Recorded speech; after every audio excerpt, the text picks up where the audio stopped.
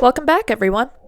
I'm so grateful for all the likes and subscribes that people have left, and all your comments have been so great, so thank you for that. This doll I'll be showing you today is inspired by two of my favorite books, the first being Pride and Prometheus, and the second being Northanger Abbey. They are both gothic horror stories, and that is one of my favorite genres, and I wanted to make a doll, or maybe potentially future dolls, inspired by that genre. I started with the dress, and this is just a prototype. I don't end up using this fabric for the final because it's too stretchy and it doesn't really have the right color at all.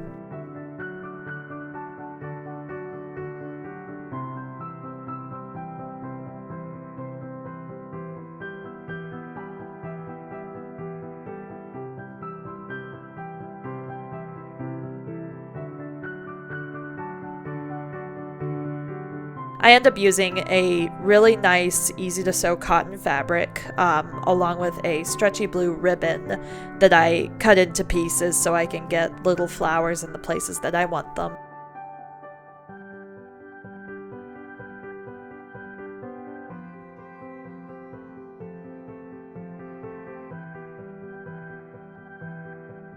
And shout out to my mom for giving me this amazing sewing machine. I love it.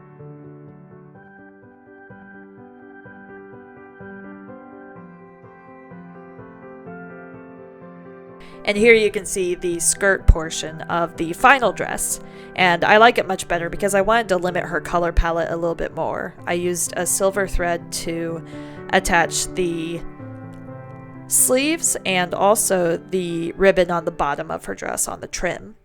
I think it's the trim. I don't know. I'm clearly not an expert at sewing, so still learning, but this is the final dress. Very happy with it, and there are some girls who might show in future videos, you never know. For the shoes, I tried out the paper mache method, and it went okay. I'm pretty happy with the final shoes as a first or second attempt. I did try before, and it didn't go well, but the final shoes I'm happy with, and these are them. Put little silver tassels on them. That silver thread is the VIP of this video. Seriously, it shows up many more times. Now it's on to the face up. And this is my new studio in the new house we moved into. And my work table's just as messy as ever.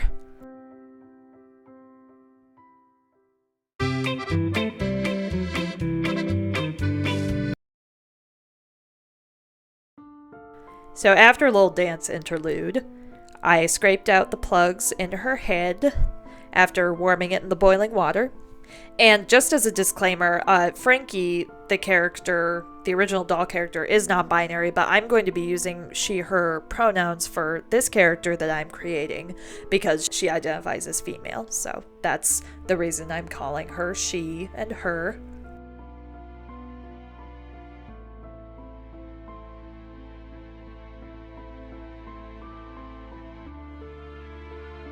Now it's time to take her face off. Anybody seen that movie? It's weird. It's fun, but it's weird. Alright, here's another little lesson that I learned while customizing this doll. Don't use old acetone. It doesn't work. And it just doesn't work. You see that? Always use fresh acetone, people. It's terrible. It's not getting anything off. And when I realized that, I thankfully had another bottle that was fresh. And, well, I cleaned her face off and I cleaned off the other head that was in the boiling water that you saw that's for a future project. And, oh my god, the difference is insane. Well, not that difference because it doesn't really work. But if you scrub it, yeah, yes. I learned so much when I customize. Now, for the body, I use non-acetone nail polish remover because pure acetone will melt the plastic. Now, if you want melted plastic, by all means use acetone. But if you don't want melted plastic, then use the non-acetone. Alright. I love the prosthetic leg as well. I love the detail on it, the molding. And I do love these new G3 Monster High dolls. Always wear a respirator mask if you're going to Dremel, or if you're going to use an airbrush, or if you're going to spray Mr. Super Clear. I don't spray Mr. Super Clear in this video, but I do use an airbrush and a Dremel. And for both of those, I am wearing safety goggles and my respirator mask. So just be safe. I have asthma. I need to take all the precautions I can. So, what was I talking about? The Monster High dolls. I didn't know that Monster High dolls were even a thing until I joined the doll customizing community. Because honestly, I primarily repaint Barbies. And this Frankie is really only my second or third Monster High doll that I've actually painted and customized. So, Monster High dolls, I didn't even know that they existed until I joined this community, and I'm really happy I did, because I love the original face sculpts, and I love these new face sculpts, but I never really liked the Monster High bodies originally, because I don't know, they just didn't have enough curves for me. So I'm really happy that they took a few chances and made some curvier dolls in the new G3 line. And I love that. I'm really happy that Mattel is putting out curvy Barbies with prostheses, hearing aids, broader body types. I love seeing that diversity, and I love seeing the diversity in the Monster High dolls. In fact, I will do a video in the future using one of the original Monster High heads and putting them on a Rainbow High body, because I just love the curve of the Rainbow High dolls. Anyways. So here you can see I'm doing a bit of an underpainting. That's what I'm going to call it, because that's what it ended up being. So I mapped out some colors according to the drawing that I did. And I just laid out some patches of where I wanted there to be a shift in color.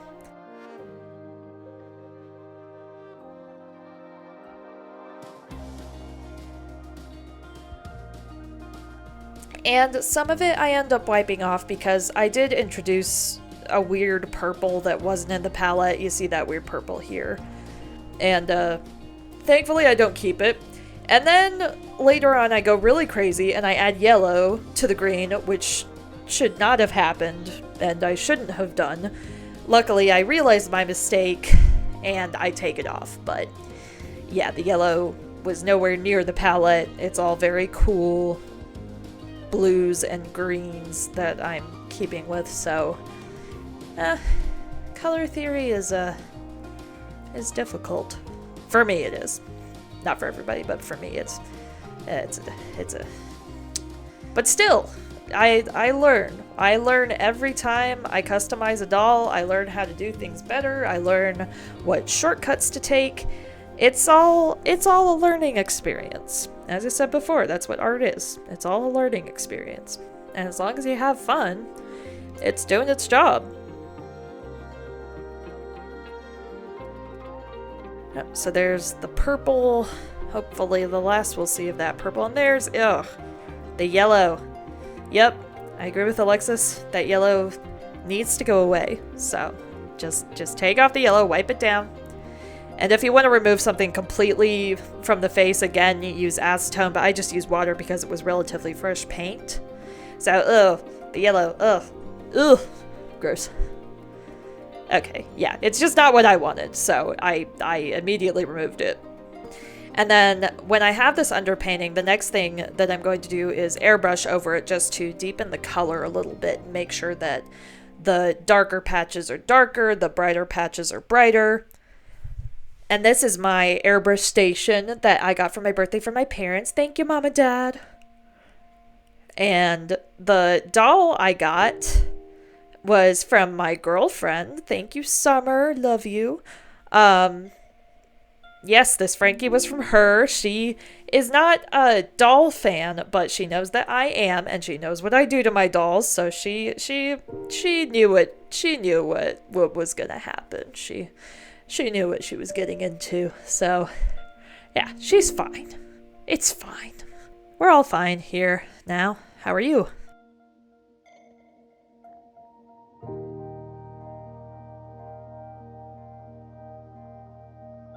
Okay, and this camera angle, I will change it. I will move my camera, I promise, in the next video so that you can actually see what I'm airbrushing. I promise to you that I will do that. That's the plan. And then I'm cleaning it up with a wet Q-tip, just because there are a couple of specks that got in places I didn't want them to get. And I'm just blocking it in, blocking both the camera and blocking in the color. Ha! Oh dear. And I covered up the prosthetic leg so that it wouldn't get any of the green paint on it, and I end up painting it off camera with a little bit of copper and a black wash, just to give it some more oomph, some more dimension. Even though you won't really see it under her dress, I wanted to paint it, you know? And that's why I painted the whole body. I wanted her to be, you know, patched up like she's supposed to be. Because in Pride and Prometheus, it's a crossover with Pride and Prejudice and Mary Shelley's Frankenstein, or the modern Prometheus. So I wanted to make a Frankenstein-y creature. Only, you know, a Regency-styled Frankenstein-y creature. And after I blocked in the colors, I outlined them with the darker blue that more matches her dress. And I am going to block in the eye whites. Now, this is not the way you have to do doll customizing. This is just the way that I prefer to do it now. I like using acrylic paints because I like the immediacy of it. And I don't like waiting for Mr. Super Clear to set in. I like using the brushes. I like seeing the color come down immediately onto the face and knowing where things are going to be and having it dry and then adding another layer on top. I just like that, and that's just my personal preference. Y'all customize your dolls the way that you want to do it.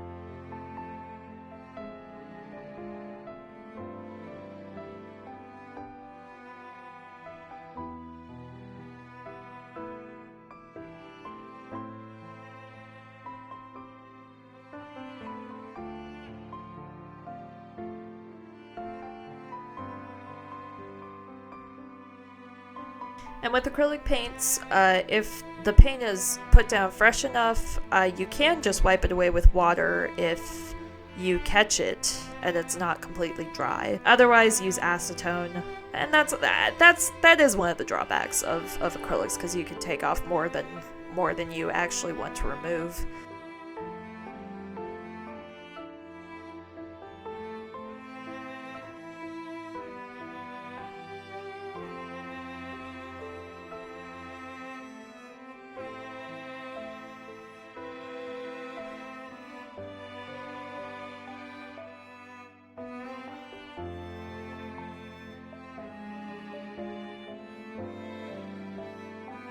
I wanted her face to look a bit more like like Felicity Jones in Northanger Abbey, the miniseries, because I love that one. And hey, she grows up to be Jyn Erso.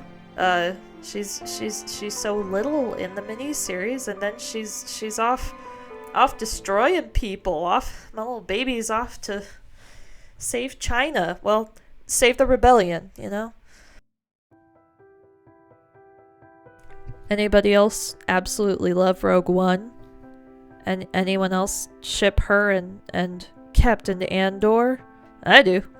The doll is heavily inspired by Felicity Jones' portrayal of Catherine in the Northanger Abbey miniseries. Her hair, her dress, everything. The flower in her hair, her innocent little expression, the little open-toothed smile. I really love the series, and that's the main inspiration for this doll, besides the book Pride and Prometheus with the actual Frankenstein creatures.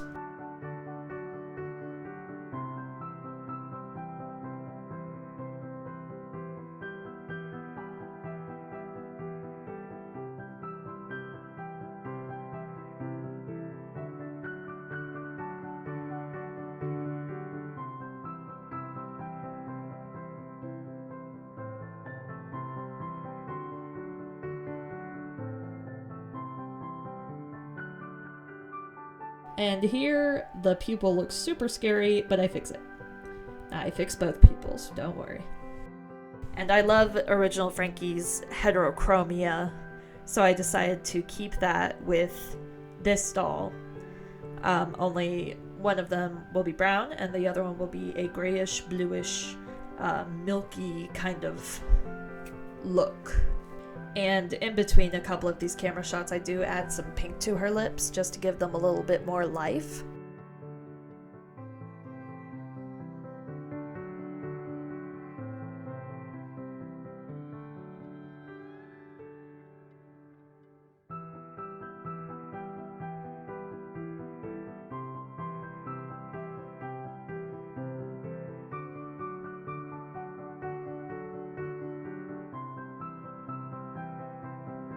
And I'm very happy with how her face turned out. I think she's very, you can see her personality. She's very sweet, and she's very curious, as Catherine Morland is in Northanger Abbey. Her imagination kind of runs away with her, and I relate very much to that character because A, she's gullible, B, she lives in her head, and that's a me.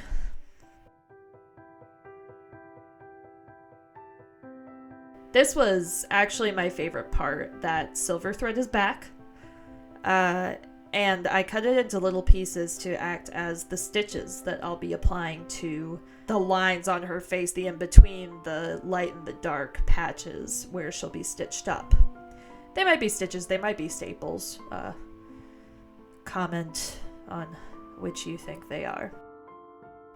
And I used Elmer glue wall based on what Hextian does with his dolls because they always turn out so beautiful, and you can't see the glue at all on his dolls when he adds like rhinestones or nails or anything. Oh my god, I love what he does in his videos, but this was so fun and very, very soothing.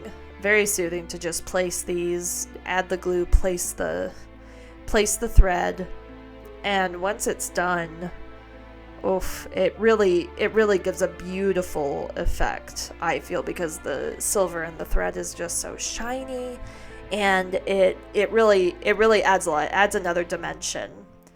Because I've seen a lot of doll artists when they're painting Frankie's stitches, they're doing it with colored pencil, and they do it really well, where it actually looks like it could be 3D, but I wanted to go a step further and actually make them 3D so that I didn't have to worry about, you know, the lights and the shadows and drawing that on, because it wouldn't, I'm not confident enough in my realism abilities to make it look convincing. So I opted to just add them on in the 3D, and adding them to our autopsy scars was really, really cool, really a cool feeling.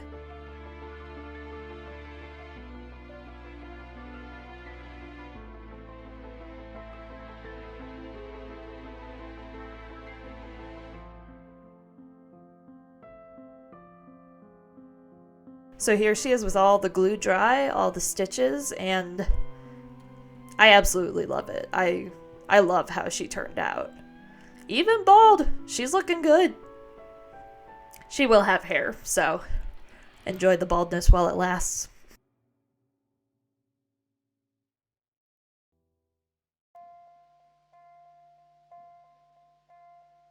For her hair, I started adding baby hairs with the Elmer's glue wall again, but quickly switched to hot glue because I was getting impatient. This charcoal gray yarn I brushed out with a pet brush, and I didn't iron it though. I just left it kind of a little bit wild because I imagine her, you know, looking for adventure out there. She's sweet, she loves her novels, but she also loves going out on the moors and exploring. I did the rest of the hair off camera because I was getting frustrated with it. I couldn't make it lay the way I wanted to, so I just turned off the camera and did it on my own.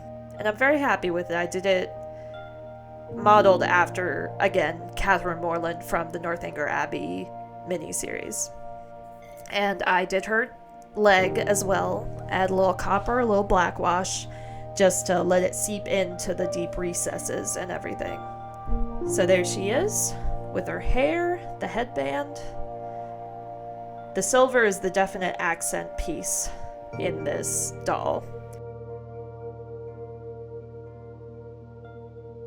And here I'm just laying out her accessories and ready to get her all dressed up. I don't end up keeping the necklace because I didn't want to cover up her scars on her chest. I did make a little polymer clay flower to put in her hair. I attached it to a pin so that I could just stick it in there. And this is the same blue ribbon that is on her dress. And it's going to act as her shawl. I had a lot of fun putting this doll together, and I had a lot of fun sewing the dress. I'm really getting more into sewing, which I'm really happy about.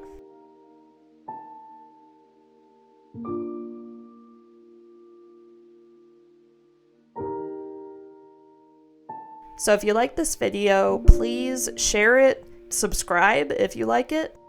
Leave me a comment because I really love reading all the comments and seeing what you guys think.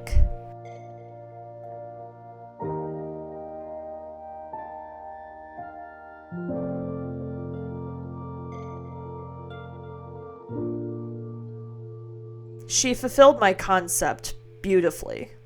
This doll is the first in a series I'm planning to continue with other Monster High dolls, so stay tuned for that. I've got some other exciting things coming, and I have a lot of ideas.